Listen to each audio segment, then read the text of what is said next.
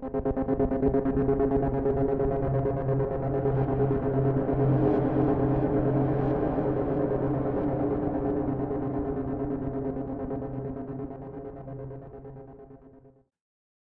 28, The Woman with Lights in Her Eyes. We walk down to the Museum Tavern at the top of Coptic Street. Coming through the open door from the street, I see the same men reading their newspapers at the bar from before. I now know the NPCs keep to their stations, never wandering far from where they are assigned. There's a player there too. He's still there. Maybe it's a weird grindy quest to collect as many pints as possible. I ask him, as he's the one who shouted at the warm one the previous time, where the woman has gone. Which woman? He looks at me with narrowed eyes. I know he knows who she is, but for some reason he doesn't even want to speak her name. The woman whose eyes come out like train lights. You know who I mean. He looks into his beer. She'll be here soon. She's always here. She shouldn't come here. She's not welcome. There's places for them, and this isn't one. Lacose buys me a beer while we wait. I'm thinking over what I'm about to do. Who knows what Lacose is thinking? Time goes by. Eventually, he glances up. She's here. I see the same shrinking back I observed the first time. The NPCs and the players there are afraid of her. She represents something alien to them. She's neither player nor NPC, emptied of mind, emptied of sanity, but she still lives. She has a half-digital, half-organic life, and they're terrified. The rough man turns to me with panic in his eyes. Tell her to go. Just tell her to get the hell out of here. She's come for you. She thinks you can help her. That makes me feel worse. What do you mean she's come for me? You said she comes all the time, and I'm not here all the time. The rough man gestures at me and Lacose. Your type, people like you, people come from the other place. I realize he means players. So the woman with the lights in her eyes is haunted by dreams of what she once was. Once she was a player, and now she's I don't even know what she is. Lacose goes to stand at the pub's threshold, and she hovers there. Once again it seems as if she can't cross this barrier. More mysteries, and I have no idea why that should be, but that's the least of my concerns right now. She stands there, her mouth clicking. Electric, abomination, avenue, ascendance. Drool runs down the corner of her mouth. Lacose says, I bet she says Azathoth next. But she doesn't. She repeats the same nonsense words. Lacose asks, how are we going to get her to Crowley's place? I'm debating the detail of what I'm about to do. I have a sour taste in my mouth. I go to her and link her arm, but she shrinks back from my touch. Lacose is on the other side of her now. With more force than me, he takes her by the elbow. In a sweet tone, he says, come now, why don't you come for a little walk with us? I take her other elbow, and she's pinioned between us. You have committed a disreputable act. -20 reputation. Even the game recognizes what I've done's bad. The crowd in the pub watches intently, saying nothing. Then she goes off like a firework, shrieking, snatching herself free from our grasp and running with the clattering motion of a deranged automaton down the street. The NPCs don't do anything, but I can tell who the player characters are even when they don't reveal their names, because they are standing and staring at this insane woman running down the street. I could let her go. That might even be the kind thing to do, but I need her like a commodity. Come on, I shout at Lacose, and I'm off herring down the street. After 200 yards, the woman's energy is dissipated, and she comes to rest with her forehead against the door of a shop. She's muttering to herself, her back heaving with sobbing agitation, but I can't make sense of a word she's saying. More tentatively this time, I take her elbow. I feel like the slaughterman taking a cow to the abattoir, but showing it some kindness on the way, pitiful and cowardly. Lacose is with me, and together we usher her down the street in the direction of Crowley's apartment. She tries to break free on the corner of Great Russell Street, but I have her fast. I see how tight Lacose is holding her, then all the fight goes from her, and she relaxes into her fate.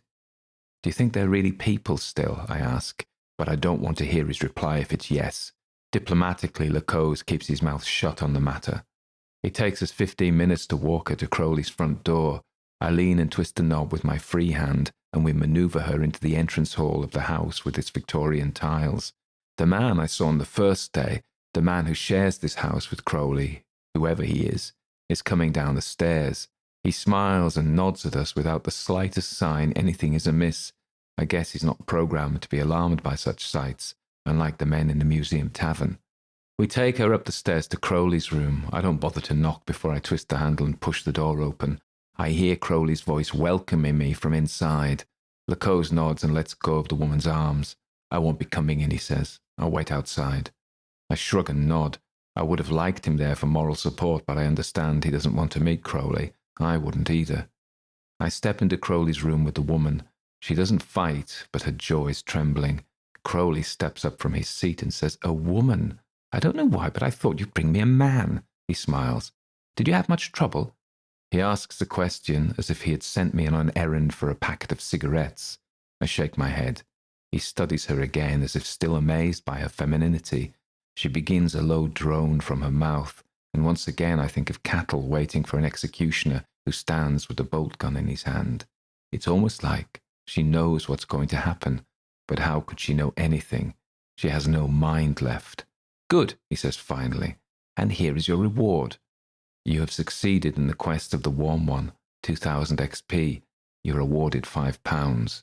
The XP is enough to make me level up. Congratulations, you are now level 6.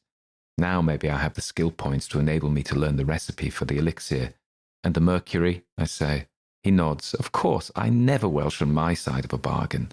I take the mercury bottle from my inventory and place it on the occasional table beside his armchair. He picks it up casually and mutters some ritual incantation, and the bottle glows with an orange aura. I smell dry earth and sunflowers. Outside, a shadow crosses the sun, but then the magic is done. I want to be out of there before he does what he will do to the woman, so I put the quickened mercury in my inventory and hope it's sufficient now to act as a solvent for the elixir of life. Crowley studies the muttering woman. He strokes her right cheek with the back of his hand and arranges her dirty hair, pulling a curl back over her ear. All the while she mutters nonsense, then begins chanting under her breath the name Azathoth. I should be going. I move towards the door. Crowley puts up his hand. "Don't you want to see what happens to her? If you're going to do acts of wickedness, you should at least be brave enough to see them out." I think of Miranda. This was never an act of wickedness. It's the only way I can rescue a woman I love, or a woman I don't really know, but who I thought I loved. As I hear the muttering woman, I know there is no good without evil, and this is my evil. I won't be a man if I don't own it, but I don't want to own it. "No, I'll go. You don't need me here for this." Crowley turns his wicked smile on me. "No, you will stay." Anger flashes up in me, and for an instant I think of taking my pistols from my pockets and shooting him in the face. But I don't. Instead, I stand. He's right. It seems even the devil can teach morals. If I've consigned her to oblivion, at least I should witness it happening. Crowley bends toward the woman, cupping the back of her head with his hands, his fingers entwined through her hair as he draws her in like a lover. I see saliva drooling from the corner of her mouth, but Crowley kisses her, at first tentatively like it's their first date, then more urgently. She begins to kiss him back. I'm repulsed. Then she and he enter into the most passionate sexual kissing. I feel like throwing up. How can she want this? What is going through her head that she should welcome the kiss of this ugly, malevolent man? Then, like a burrowing worm, he pours himself into her.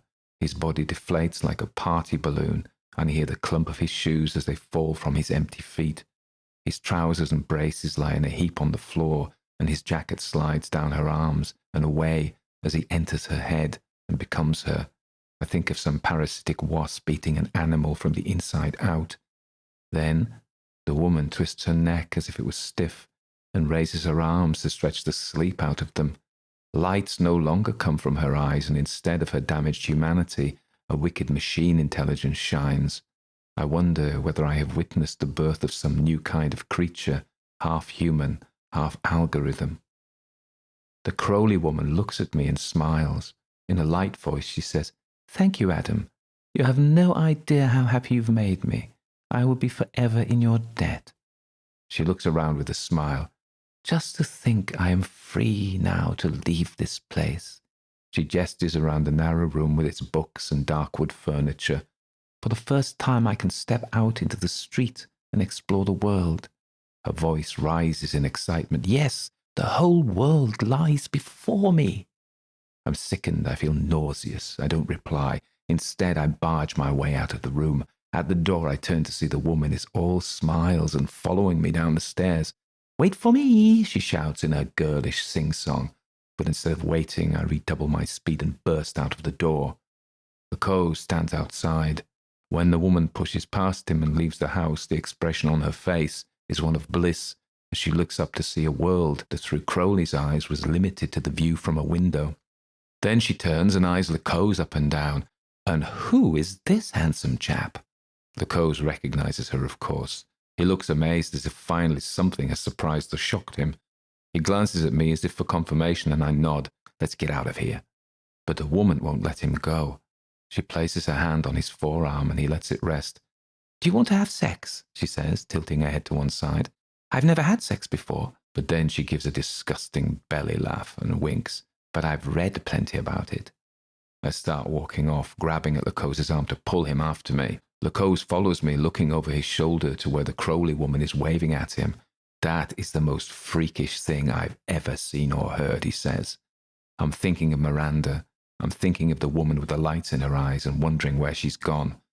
We need to go and see Cowper, I say. I need to know whether I have enough skills to make the elixir of life.